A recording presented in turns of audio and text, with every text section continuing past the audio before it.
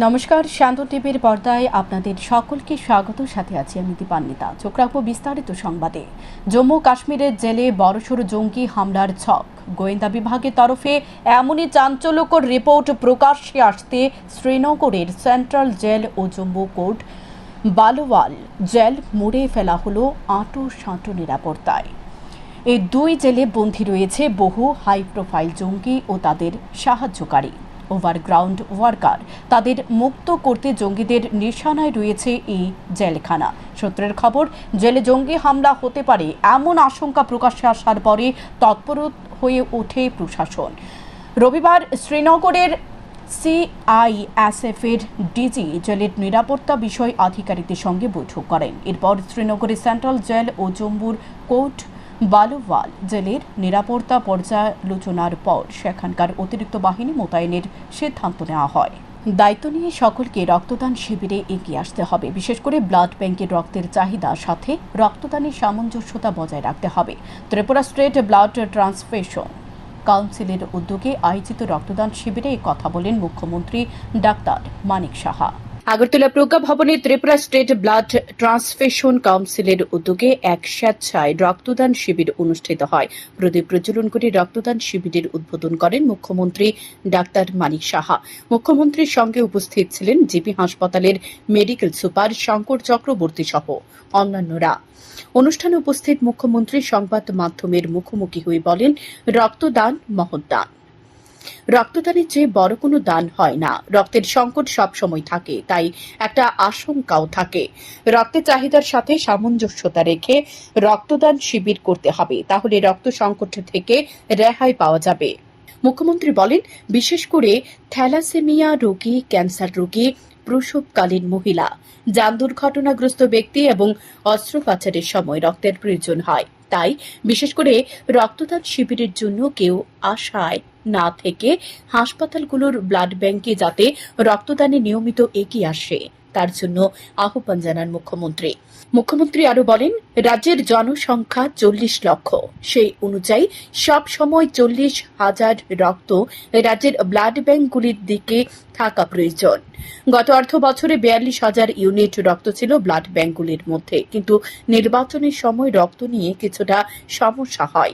তাই দায়িত্ব নিয়ে সকলকে নিয়মিত রক্তদান করার জন্য আহ্বান জানান মুখ্যমন্ত্রী। খবর আছে, অনেক জায়গা থেকে বলে যে আপনি আসুন, আমাদের আজকে ব্লাড ডোনেশন ক্যাম্প আছে, কিন্তু কোনো জায়গায় ওই রকম এক্সেসিভ একটা যে ওখানে ব্লাড ডোনেশন হচ্ছে না সেরকম খবর নেই। তবুও বিষয়টা যখন বলেছেন, আমিও এটাকে মনিটর করবো।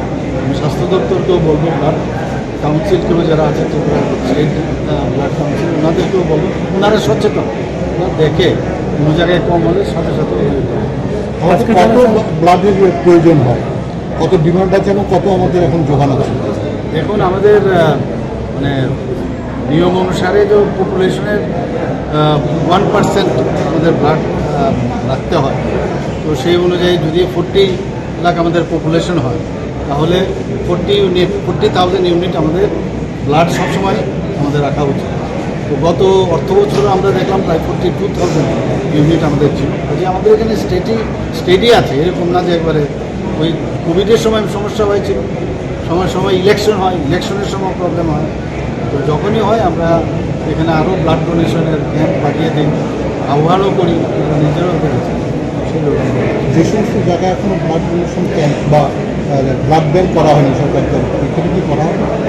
অনেকগুলো জায়গায় হয়েছে, বহু জায়গায়, মানে মোটামুটি আপনার 70 ডিস্ট্রিক্টে তো হয়েছে, প্লাস সাব ডিভিশনেও ব্লাড ব্যাংক হয়েছে, অনেক আরও বাড়াবো আস্তে আস্তে।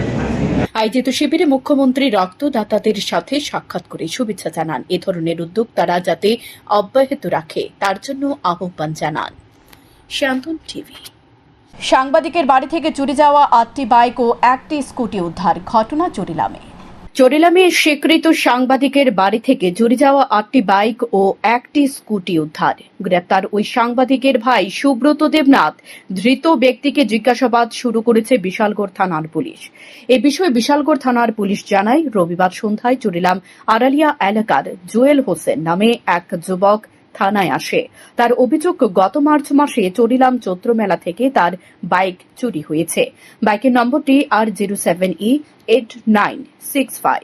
গত কয়েকদিন বহু খোঁজাখুঁজির পর বাইকটি লক্ষ্য করতে পেরেছে চরিলামের প্রয়াত সাধন দেবনাথের বাড়িতে রয়েছে। সে অনুযায়ী অভিযান চালায় পুলিশ। অভিযানে পুলিশের চোখ চরক গাছ হয়ে যায়, কারণ অভিযানে গিয়ে লক্ষ্য করতে পারে 8টি বাইক এবং একটি স্কুটি রাখা রয়েছে সাংবাদিকের বাড়িতে।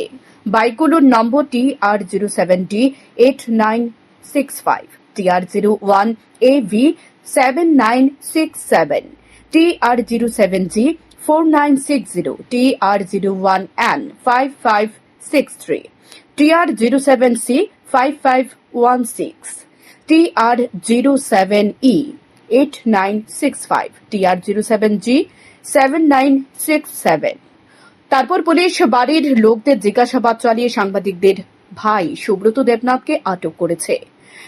তাকে থানায় নিয়ে আসে পুলিশ। বিশালগড় থানার ওসি বক্তব্য, ধৃত সুব্রত দেবনাথ বাইকগুলো কি কারণে নিজ বাড়িতে রেখেছিল তার কোনো সর্ব উত্তর দিতে পারেনি।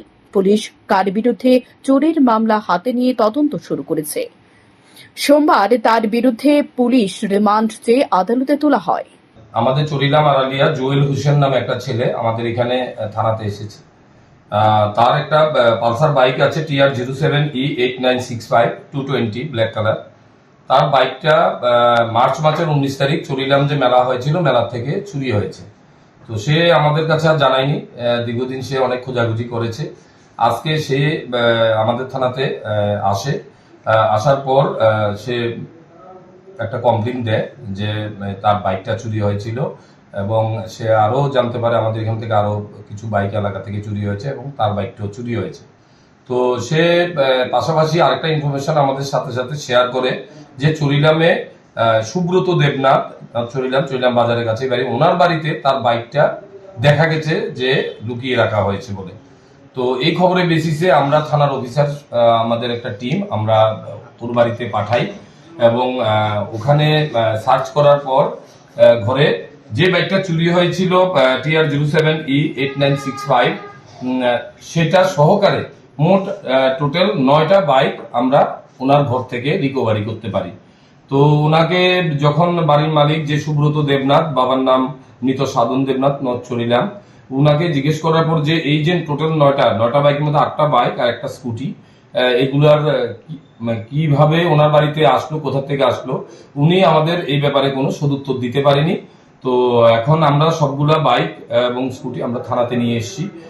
আমরা একটা চুরির কেস নিয়েছি, সেটা তদন্ত করে দেখব এবং বাকি যে বাইকগুলো আমরা রিকভারি করেছি সেগুলো স্ক্রিন রিপোর্ট দেখে আমরা মালিকদেরও ডাকাবো এবং বিভিন্ন থানা, যে আমাদের ত্রিপুরা আরো থানা আছে, সবাইকে আমরা মেসেজ দেব যে কোথায়ও এই ধরনের বাইকগুলো চুরি আছে কিনা সেটাও আমরা দেখব। তো আমরা আপাতত কেস নিয়ে সুব্রত দেবনাথকে আমরা অ্যারেস্ট করেছি। আমরা কালকে কোর্টে পাঠিয়ে আমরা পুলিশ রিমান্ড চাইবো। একটা চুরির কেস নিয়ে আমরা তদন্ত শুরু করেছি। পুলিশের ধারণা, সুব্রত দেবনাথ এবং তার সাথে জড়িত চোরেরা রাজ্যের বিভিন্ন জায়গা থেকে বাইক চুরি করে এনে মজুত রেখেছিল। তদন্তে বের হয়ে আসবে অনেকের নাম। শান্তন টিভি।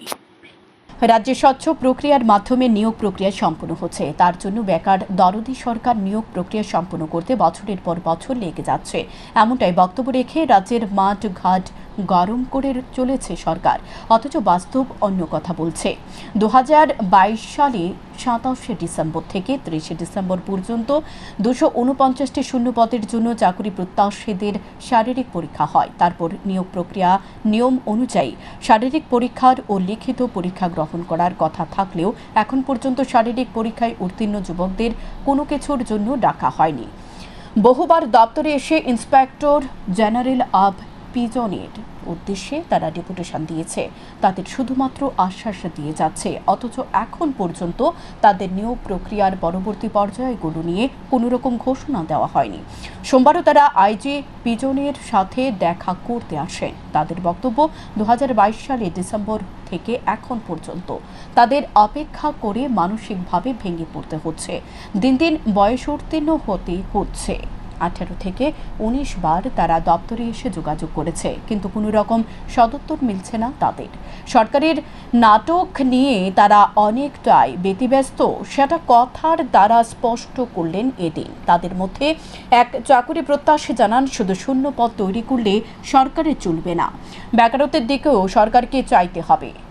এভাবে সরকারের বিরুদ্ধে এক প্রকার ভাবে ক্ষোভ উগরে দিলেন চাকরি প্রত্যাশী বেকার যুবক।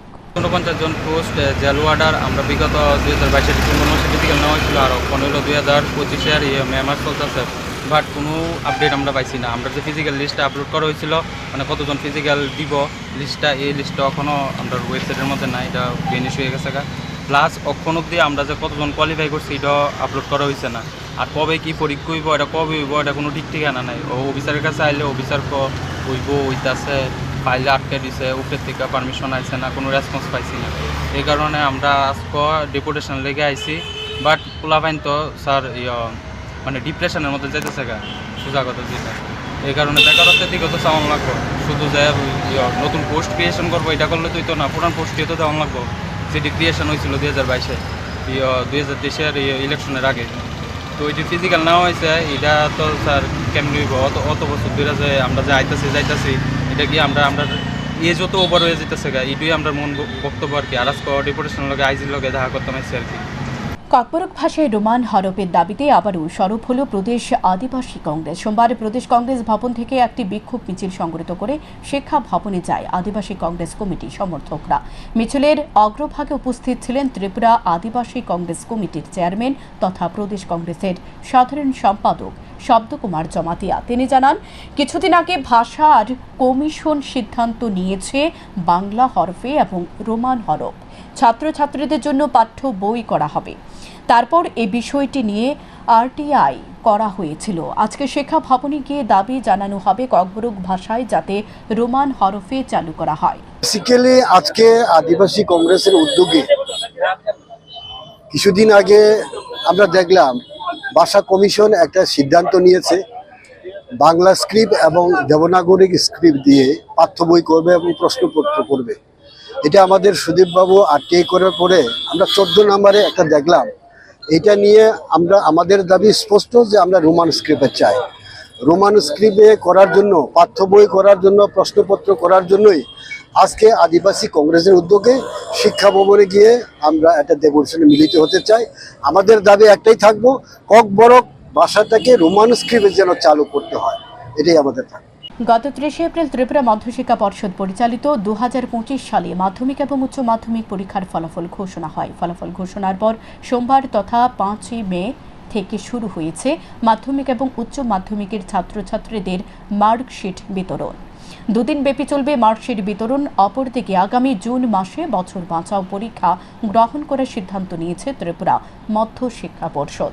সোমবার এই বিষয়ে বিস্তারিত জানান ত্রিপুরা মধ্য শিক্ষা পর্ষদের সভাপতি ডক্টর ধনঞ্জয় গণ চৌধুরী এবং সচিব ডক্টর দুলাল দে। আগে থেকে শুরু করি, আমাদের গত 30 তারিখ রেজাল্ট আউট হয়ে গেছে, মাধ্যমিক এবং দ্বাদশের দুটো পরীক্ষার রেজাল্ট আউট হয়ে গেছে। তো আজকে হলো মাসের 5 তারিখ, তাই না?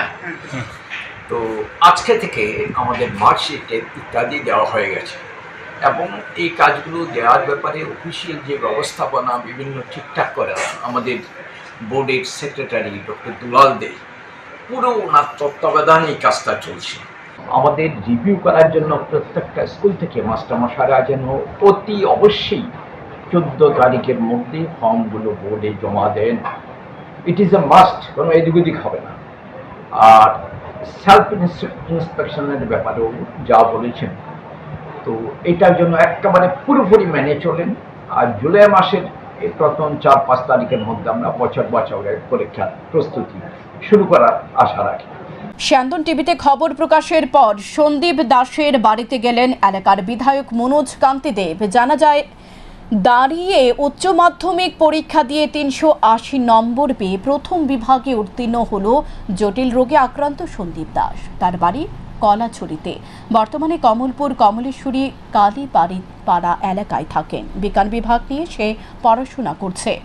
তার ফলাফলে পরিবার এবং এলাকাবাসী অনেক খুশি হলেও শারীরিক জটিল রোগে আক্রান্ত সন্দীপ দাস বাবা ফেরিয়াওলা। বন্ধন থেকে 3 বার ঋণ নিয়ে ছেলের চিকিৎসা করেছেন।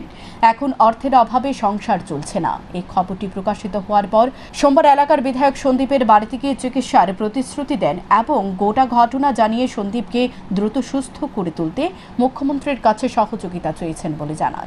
সংলগ্ন একটা বাড়ি, বিনোদ দাসের বাড়ি, এই বাড়িতে ভাড়া অবস্থায় থাকে সন্দীপ দাস নামে এক যুবক এবং তার মা বাবার সাথে থাকে।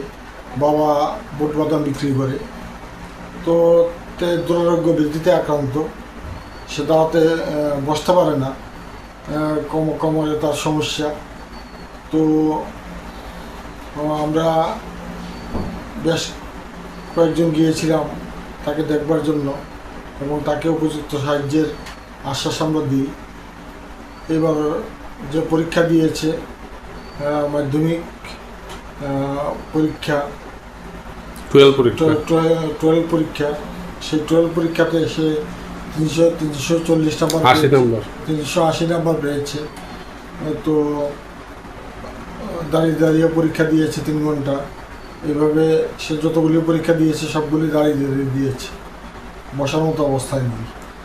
তো তাকে উপযুক্ত সাহায্যের আশ্বাস আমরা দিই এবং মাননীয় মুখ্যমন্ত্রীর গোচরে অবশ্যই ব্যাপারটা নেব। আমরা তার ভবিষ্যতে আগে একবার অপারেশন হয়েছিল, সাকসেস হয়নি, আবার যাতে অপারেশন করে তাকে রোগমুক্ত করা যায় সেটা চেষ্টা অবশ্যই আমরা করব। 2 বাইকের মুখোমুখি সংঘর্ষে গুরুতর আহত হয়েছে 2 জন ব্যক্তি। রবিবার রাত 9টা নাগাদ উদয়পুর তেপানিয়া হাসপাতাল স্থিত জাতীয় সড়ক এই দুর্ঘটনায় বিকট শব্দ শুনে এলাকাবাসী ঘটনাস্থলে ছুটে যায়। এদিকে খবর পেয়ে ঘটনাস্থলে ছুটে আসে দমকল কর্মীরা। আহতদের উদ্ধার করে গোমতী জেলা হাসপাতালে নিয়ে আসে। ঘটনার বিবরণে জানা যায়, রামতোষ দে নামে এক ব্যক্তি বাইকে চেপে উদয়পুর টাউন থেকে তেপানিয়া নিচে বাড়িতে আসছিল।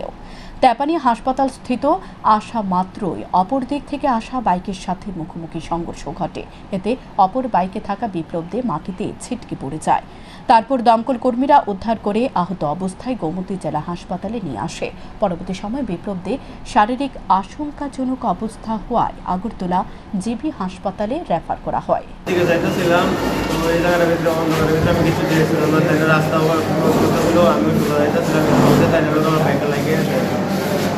কোন জায়গাতে হয়েছে ঘটনাটা? আচ্ছা, তোমার নাম কি? রামতোষ। আচ্ছা, এই কোন সময় হয়েছে ঘটনাটা?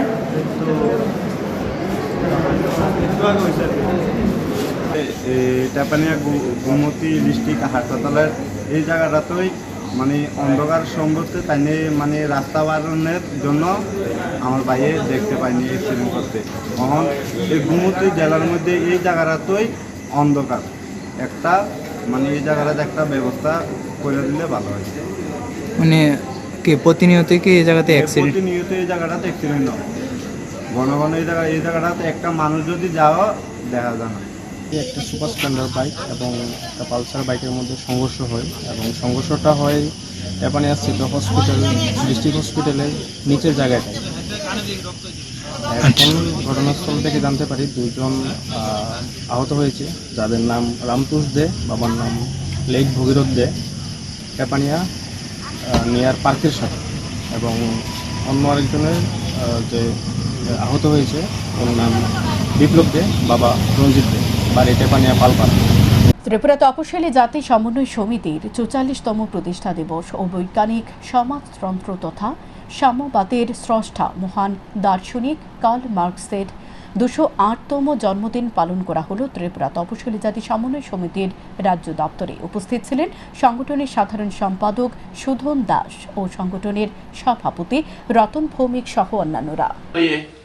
আমাদের ঐক্যবদ্ধভাবে ধর্ম বর্ণের ঊর্ধ্বে উঠে এই মনুবাদী আরএসএস বিজেপি পরিচালিত সরকারের বিরুদ্ধে লড়াইকে সংগঠিত করতে হবে। এই লড়াইকে আরো জোরদার করতে হবে। আমাদের দীর্ঘদিনের দাবি ছিল জাত ভিত্তিক জনগণনা করতে হবে। অনেক দেরিতে হলেও গোটা দেশের এই ধর্মনিরপেক্ষ গণতান্ত্রিক শক্তিগুলি সম্মিলিতভাবেও চেষ্টা করেছে। বিশেষ করে আমাদের সংগঠন সর্বভারতীয় সংগঠন দলিত শোষণ মুক্তি মঞ্চ, আমরা আমাদের রাজ্যে জাত ভিত্তিক জনগণনা করতে হবে এই আন্দোলন দীর্ঘদিন ধরে করে আসছি। এখন বাধ্য হয়েছে কেন্দ্রীয় সরকার এই ঘোষণা দিতে। আমরা চাই দ্রুত এই জাত ভিত্তিক গণনা শুরু হোক, শুধু ঘোষণাতেই যাতে শেষ না হয়।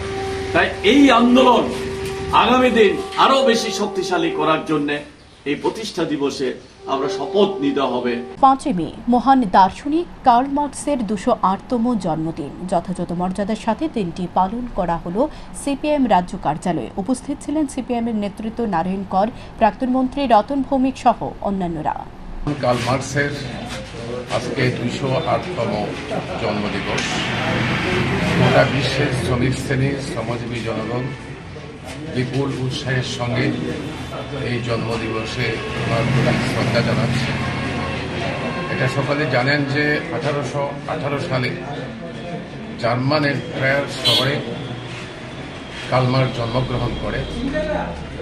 ওনার জন্ম এই পৃথিবীর বুকে নতুন সমাজ গঠনের স্বপ্নকে পৃথিবীর মানুষ প্রথম দেখতে পায়। উনি কার্ল মার্কস 1847 সালে উনি প্রথম কমিউনিস্ট লীগ, ওনার বন্ধু অ্যাঙ্গেলস সহ কমিউনিস্ট লীগ প্রতিষ্ঠা করে 1848 সালে কমিউনিস্ট ম্যানিফেস্টো রচনা করেন। এই প্রথম কমিউনিস্ট ম্যানিফেস্টোতে বিশ্বের মধ্যে এই প্রথম উনি আবিষ্কার করেন যে মানব সভ্যতার ক্রমবিকাশের ইতিহাস হচ্ছে শ্রেণী সংগ্রামের ইতিহাস এবং পুঁজিবাদী সমাজ হচ্ছে মানব সভ্যতার ক্রমবিকাশের ইতিহাসের জঘন্য রূপ। পুঁজিবাদের পতন অনিবার্য। পুঁজিবাদের গর্ভে যে শ্রমিক শ্রেণীর জন্ম হয়েছে সেই শ্রমিক শ্রেণীর হাতে পুঁজিবাদের মৃত্যু অনিবার্য। সমাজ এবং তারাই এই শ্রমিক শ্রেণী সমাজতন্ত্র কায়েম করবে। সমাজতন্ত্র জিন্দাবাদ এবং শ্রমিক শ্রেণী। এখনকার মতো সংবাদ এ পর্যন্তই। চোখ রাখুন শান্তন টিভির পর্দায়। নমস্কার।